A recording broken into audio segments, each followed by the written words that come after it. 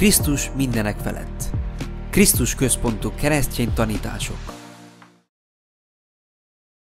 Én is nagyon sok szeretettel köszöntök mindenkit ma délelőtti alkalommal, és ahogy a testvérünk is mondta, egy különleges alkalom a gyülekezetünkben, nem csak a családban. Azért, mert a gyülekezet az egy család. Csak egy kicsit nagyobb család, mint ahogy vagyunk mi egyenenként megszokva, oda-haza. Ez az Úr Jézus Krisztusnak a nagy családja, amelyet az imént hallottunk, ő szerzett magának nem is kicsiny áron, saját vérének az árán. Így köszöntünk mindenkit nagyon sok szeretettel, köszöntjük külön a testvéreinket, Zolit és Salomét, akik elhozták a kis újszülöttjüket, akit úgy hívnak, hogy Leilla. Na, majd bemutatkozik. Gyerekáldási alkalom ez, és gyülekezeteinkben gondolom máshol is az a jó szokás alakult ki, hogy az újszülötteket elhozzuk a gyülekezetben azért, hogy kérjük rájuk Isten áldását. Isten áldását. Nem mi fogjuk megáldani ezt a kisbabát, mint más alkalmakkor sem, vagy más különleges alkalmakkor sem, amikor áldásért imádkozunk, hanem Isten áldását kérjük. Áldás-é a gyermek. Tudniillik, két véglet van ebben a kérdéskörben. Vannak, akik úgy gondolkodnak, hogy a gyermek egy teher. És a mai világban egyre inkább kialakult ez a gondolkodásmód, amikor az emberek, a családok, nők és férfiak úgy gondolják, hogy nem szükséges, sőt, teher a gyermek vagy akadály a család életében. Annyira elkényelmesedett, annyira önzővé lett az emberi gondolkodás, még ebben a kérdésben is, hogy azt mondják, nem kell gyerek. Sokszor látunk a városban is kutyát sétáltató fiatalokat, fiatal nőket vagy férfiakat. Nem gyereknek a kezét fogják, kiskutyát sétáltatnak. Nincs felelősség. Hát, az nem olyan felelősség, mint egy gyerek. Akármikor túl adsz rajta, eladod, kicseréled, veszel mást, nem gond. A gyereket nem lehet így letenni. Nem lehet tőle így megszabadulni, ahogy némelyen gondolkodnak. És a kényelem, a karrier, az anyagiak, még azt is mondják, hogy sokba kerül a gyerek. Valaki kiszámította, hogy nem tudom hány ezer, de sok-sok ezer euróba kerül egy gyerek fölnevelése. De tudjátok, még azt is mondják, hogy a gyereknek a nevelése, a fenntartása szennyezi a világot. Értitek? Hallottátok ezt? Környezetszennyeződés a gyerek. Nem kell. És van olyan szülő is, aki még a gyerekének majd elmondja azt, hogy hát tudod, nem is akartunk téged. Csak úgy jöttél. Csak úgy jöttél. És tudjátok, milyen nyomokat hagy egy ilyen kijelentés a gyermek életében? Egy olyan trauma, amely elkíséri egész életében. Én nem kellettem. Engem nem szerettek. Én csak úgy jöttem. Én vagyok az akadály boldogságukban a szüleimnek. Azért nincs kiteljesedve a boldogság a családban, mert én vagyok az oka. És ez úgy viszi magával. Tudjátok, ki tudja ezt meggyógyítani? Senki. Ezt a lelki sebet senki nem tudja meggyógyítani. De azért van valaki, aki meg tudja. És ez Jézus Krisztus. Amikor újjászül egy emberi életet, amikor mássá teszi azt, akkor meggyógyulnak ezek a mély lelki sebek is. A másik véglet az imádott gyerek. Fölemelik egy piedesztálra, és ő a bálvány. Minden körülötte forog, minden neki, minden érte, minden miatta, minden az övé. Mi már nem vagyunk egymáséi, mi szolgái vagyunk a gyereknek, mert hogy ő a csoda.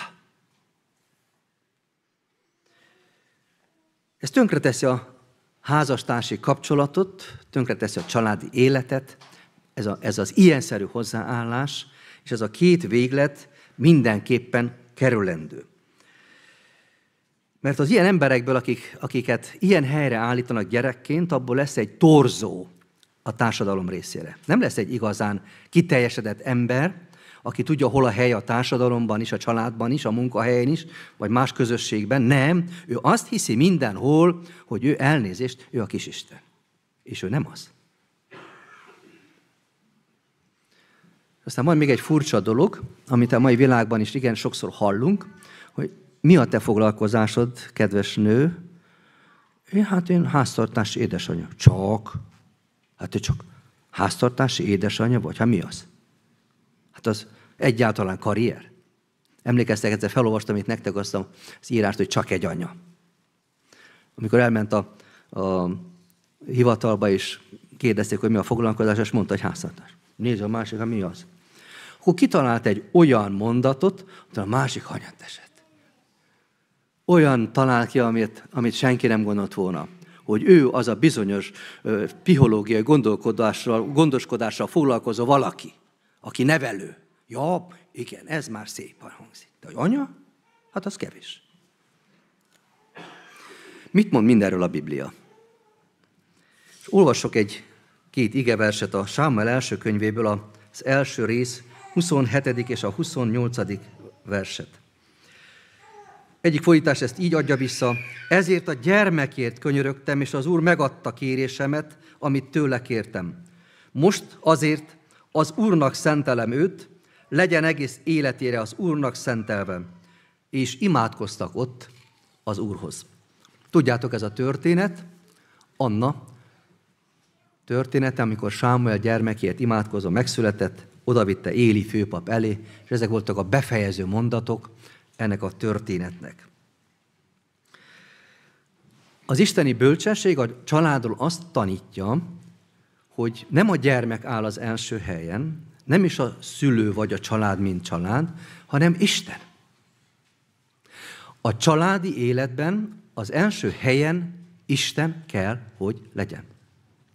És az isteni bölcsesség ezt tanítja minden ember számára is, de különösképpen az Istenben hívő emberek számára, hogy első az Isten, a második helyen van a házasság, a házastárs, és a harmadik helyen a gyerek. Akkor ezt mindjárt mondom, hogy utolsó a gyerek. Hát a legutolsó helyen van a gyerek. Nem. Ezt úgy kell elképzelni, mint egy kört. Belül a belső körben van a gyerek, körülötte van a család, a házastársak, a szülők, és ezen a körön kívül van egy másik kör, az pedig Isten. Ja, ez másképpen néz ki. Középen úgy van a gyerek, hogy ő a védelem burkában van Isten védelmében, a család védelmében, a szülők védelmében. De azért még ő nem a család bálványa, hanem Isten az, aki meghatározza ilyenszerűen a családnak a rangsorolását. Mit jelent családként, családban élve, hogyan lehet ezt építeni jól és helyesen. Mert hogy egy ilyen környezetben formálódik emberré az ember. Egy ilyen környezetben. És ilyen környezetben lesz a gyerek, a felnövekvő fiatal, az emberré lévő ember, majd istenfélő emberré is lehet, hogy ilyenné válik. Ez egy alapja annak. Anna is ezt tette. Ő Istentől kérte a gyermekét. Sokáig nem volt gyereke. Szenvedett is emiatt sokat. És volt ebből neki sok gondja. És Istenhez fohászkodott ezért. Egy alkalommal évvel azelőtt talán ott volt vagy évekkel azelőtt már ott volt a templomban egy ünnepi alkalomkor, és úgy magában imádkozott, és könyörgött, hogy adj, Uram, nekem egy gyermeket. Mert hogy gyermek nélkül úgy érezte, hogy nincs kiteljesedve az ő női személyisége, a családja. És Isten meghallgatta kérését Annának, és lett egy gyermeke. És amikor ez a gyermek fölnevekedett, azt olvastuk, hogy visszavitte az Isten jelenlétében a templomban, és fölajánlotta Istennek. Már úgy ajánlotta föl, nem áldozatul, mint ahogy mondják a pogányok tették ezt, hanem oda áldozta szolgájául Istennek. Legyen a te szolgálod az, akit nekem adtál. Lett még gyereke.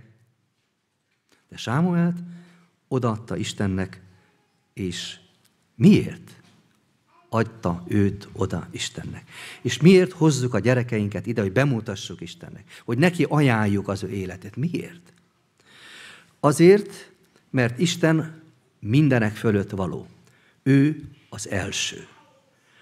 Na jó, de hát ezt nem minden ember így gondolja, és nem is minden ember így áll hozzá. Hát ugye, aki nem törődik Istennel, nem Isten hívő, nem keresztény, nem vallásos, hát az egyáltalán nem törődik Isten. Mégis Isten ott van mindenek felett. Tudjátok, ez olyan, mint amikor valakitől kérdezték, hogy mi a világosság. Hát a világosság az, vagy mi a sötétség? A sötétség az, amikor nincs világosság. Ha nem volna Isten ebben a világban, akkor nem volna világosság. Még fény sem volna. Lelki világosság sem volna. Ez olyan, mint amikor kiszippantanák a légtérből a levegőt a föld körül, és akkor nem volna élet. Tudjátok, hogy mindezenek a fenntartója Isten? Ha tudod, ha nem. Ez így működik. Ez így lett teremtve. Ő alkotta ezt így meg. Azért Isten mindenek felett való, ha akarod tudomásul venni, ha nem akarod. Ő mindenek felett való. Anna ezt tudta. És tudta, hogy ő az életnek az adója is, a teremtője is. És ezért tőle kérte gyermekét, és tőle is kapta ezt. Van ezért egy különbség az emberek között, vannak, akik hiszik ezt. Meggyőződve hiszik azt, hogy Isten a mindenek felett való, hatalmas, mindenható Úr, és ennek a tudatában élik meg az életüket. Nem Isten árnyékában, hanem Isten világosságában. Egyszer úgy imádkozott Dávid, hogy taníts akaratodat teljesítenem, mert te vagy az én Istenem. Miért akart Dávid Isten akaratában járni? Hát azért, mert az a biztonságot adja. Ha valaki Isten akarata szerint él, annak az élete biztonságban van. És ha egy családban az első helyen Isten van, akkor nem az a vita, hogy kinek van igaza, neked vagy neked, hanem neki. És akkor ott már békesség van. Ott már nincsen vitatárgy. Ott se a gyereket nem kérdé meg, hogy mit szeretne a drágácskám, hogy akarod ezt csinálni, hanem van egy bizonyos sorrend a család életben, Isten, a szülők és a gyerek. És mindenki abban törekszik, hogy ebben a védőburokban teljesítse azt, amivel Isten őt megbízta, titeket is. Megbízott ezzel. Hol van akkor a házastársnak a helye a családban? Ha ő a második helyen van, akkor ez egy megalázó hely, vagy ez egy jó hely az ő számára, vagy ez egy helyes gondolkodás így? Hát helyes. Mert az alárendeltség szempontjából újból az van elől, aki az igazi tanácsadó a családban. Nem az anyós, vagy az anyuka, vagy az a nagytata, már a szülőknek a szülei, hanem az jó Isten az, aki tud legjobban tanácsolni. És amikor a házastársi kapcsolatban Isten jelen van, akkor nincsen ilyen nehézség, hogy döntsük el, hogy most kinek van igaza. Mert Isten mire tanít bennünket, amikor a házasságkötések vannak? Sokszor elhangzik az, hogy a szeretet. Hát az új házasnak azt mondják, nem kell mondani, de kell. Mert nem a szerelem, hanem a szeretet. Hát ez magyar nyelven elég jól megkülönböztetni. Amikor a szeretet légköre van a családban, azon dolgoznak a felek, amit sokszor az ellenség próbál, és sokszor sajnos meg is töri, de ha ebben mindig célkitűzésszerűen, tudatosan teszed, akkor kialakul egy ilyen légkör. A szeretetnek a légköre. És ez kell védeni. Ezt sokszor kell méregteleníteni. Mert megmérgezi a külső hatás, az emberi indulat, a romlott természet is bele-bele kontárkodik ebben, és ezért sokszor oda kell jöjjünk ahhoz, aki méregteleníteni tudja a kapcsolatokat. És ez Isten. Ez egy folyamatos munka, olyan, mint a takarítás. Hát így van a gyermek ebben a kettős védőburokban. Isten védelmében, a szülők védelmében, a szülők gondoskodásában. És itt bontakozhat ki a gyermek biztonságban és szabadon. Szabadon. Majd nem azt jelenti, hogy valaki kérdezte, tegnap talán beszélgettem erről valakivel, és azt mondta, hogy most az a tendencia, hogy a gyereket hagyjuk kibontakozni. Csinál, amit akar, hogy jön belőle. És azt mondja, a másik azt gondolt, hogy ez jó? Nem, azt mondja. Ebből azt mondja, egy haszontalan ember lesz. Mert nem tudja, hogy hol a helye. A szeretet légköre az a keret, ahol van fegyelmezés is, talán vessző is, ége szerint, és van gondoskodó szeretet is. A gyermek helye a családban ilyen, ő nem egy akadály, ő nem bálvány, hanem őt megillető helyen kell tartani, mint aki a szeretetnek a tárgya. És a szeretet abban is megnyilvánul, hogy gondoskodik róla a szülők. A szülők gondoskodnak róla. Gondoskodnak neveltetéséről, egészségéről, mennyire tudnak, táplálkozásáról.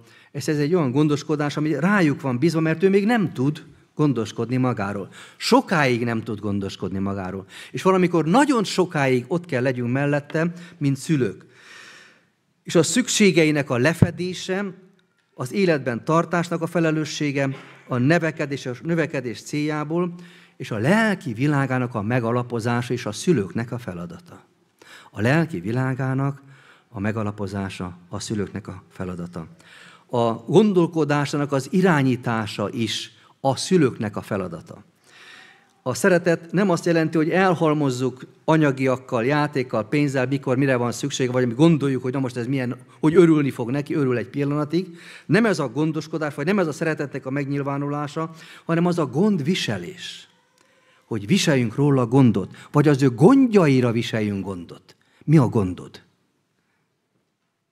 Az óvodásnak vannak neki is gondjai, vannak félelmei, vannak nehézségei, meg az óvodás gyermeknek is. Mi azért vagyunk, hogy gondot viseljünk az ő gondjaira. Az iskolásnak, a felnövekvő tinédzsernek, a már nagyján lévő felnőtté váló gyermeknek is gondjait kell viseljük. Gondjaira ott kell legyünk, vagy gondjaiban ott kell legyünk mi is mellette is vele. És ez a gondviselést is ránk bízta Isten. Nem csak az anyagiakat, hanem ezeket is, mindegyikét ránk bízta az Isten. És ez egy nagy kihívás. Neki is, meg nekünk is, mint szülők. Neki is, meg nekünk is. Helytállni, jól dönteni, vagy jól választani, vagy helyesen tenni, helyesen cselekedni, helyesen végezni el valamit. Hát ehhez mi kevesek vagyunk, mint szülők. Ehhez kevesek vagyunk. Na ne arra gondoljunk, hogy ez kiegészíti az iskola, vagy az óvoda, sőt, ma már abban a félelemben élnek nagyon sok istenhívő szülők, hogy vajon az iskolában milyen hatások érik a gyermekemet? Vajon? Tényleg? Ez nagy gond, nem? Ez nagy kihívás.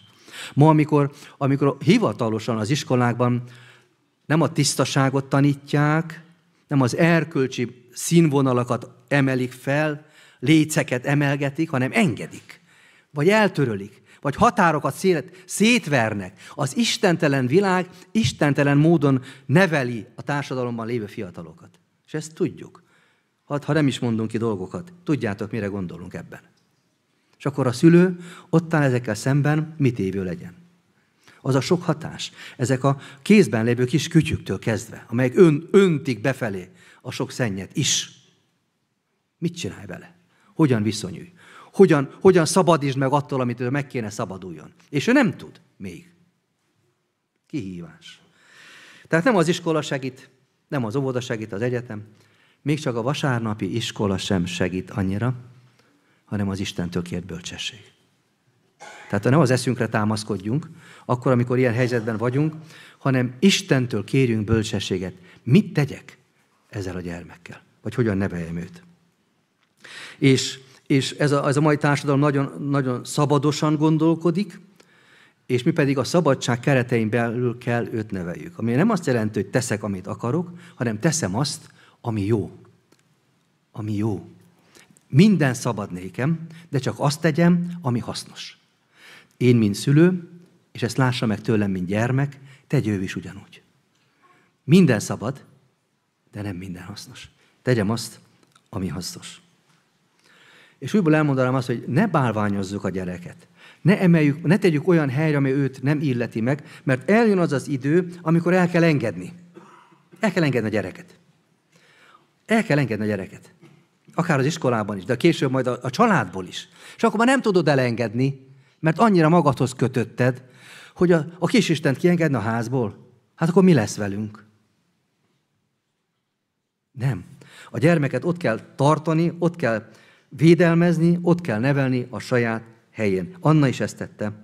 Úgy nevelte az ő szeretett gyermekét. Elsőszülött gyereke volt, mint ő is. Elsőszülött gyermeke volt, akit nagyon várt és szeretett, mégis ki tudta engedni a kezéből. Számára nem volt bálvány Sámuel. Számára Isten ajándéka, imádságának, a meghallgatásának a gyümölcse volt Sámuel. És ő ezt tudta. És felajánlotta annak, akitől kapta. És ez a mi feladatunk is. Így a gyermek nem a mi tulajdonunk, hogy ez az én gyermekem. Nem. Az Isten teremtménye, mint minden ember ezen a világon, és ilyen értelemben az isteni a tulajdonjog a gyermek felett.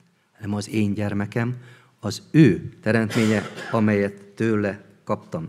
Igaz, hogy olyan mint egy legdrágább kincs a családban. Van valami, ami drágább a lakásban, mint a gyermek? Hát ugye nem is lehet fölmérni ilyen anyagi értékben, mert lehet bármi a családban, de a gyerek a legdrágább kincs. Nincs mérő, mivel mérnénk az értékét, tehát nem pénzben, már nehogy se aranyba. Nincs pénz. Azért nagyon drága a kincs. És ezt ránk bízta Isten, ezt a drága gyémánt kis kincsecskét, hogy csiszolgassuk. Hogy csiszoljuk őt széppé, csillogóvá, hogy tükröződjön majd benne vissza a Krisztus képe. Ránk bízta Isten.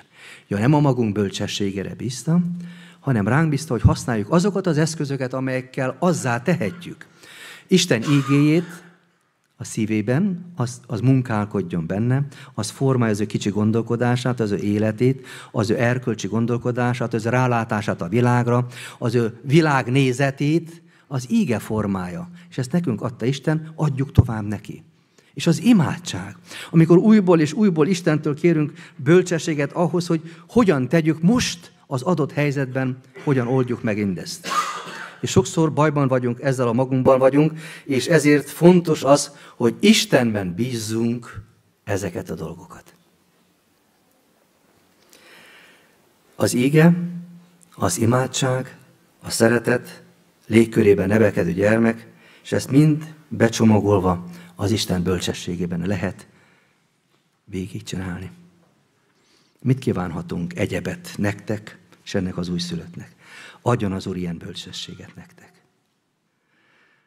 Ilyen türelmet, ilyen szeretetet, hogy legyen egy ilyen légkör a családban, ahol a helyén van mindenki, a gyerek, a feleség, a férj és Isten.